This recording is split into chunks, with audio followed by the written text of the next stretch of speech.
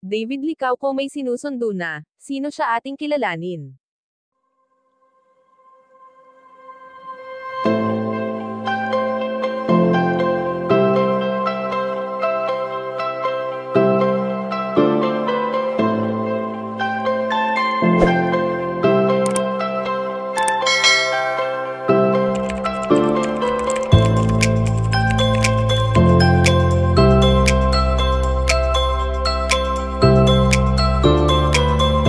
Maingay na pinag-uusapan nga ngayon online ang kamakailan lang ng muling pagbibigay kilig sa publiko ng tambalang barda na sina Barbie Forteza at ang ginoo nitong si David Licauco.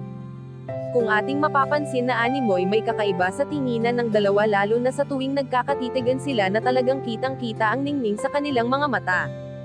Hindi naman lingid sa ating kaalaman kung gaano madalas na nai-interview sina Barbie Forteza at David Licauco, kaya naman maraming revelasyon ang lumalabas at isa na nga rito ang pagiging close nila sa harap o likod pa man ng kamera.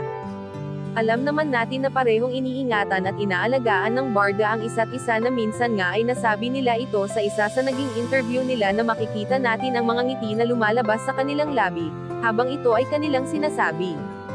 Subalit sa ngayon nga ay ayon sa aming impormasyon na nakalap na may sinusundo na di umano ang pambansang ginoo na si David Licauco na nitong nakaraan lamang nang nakita ito.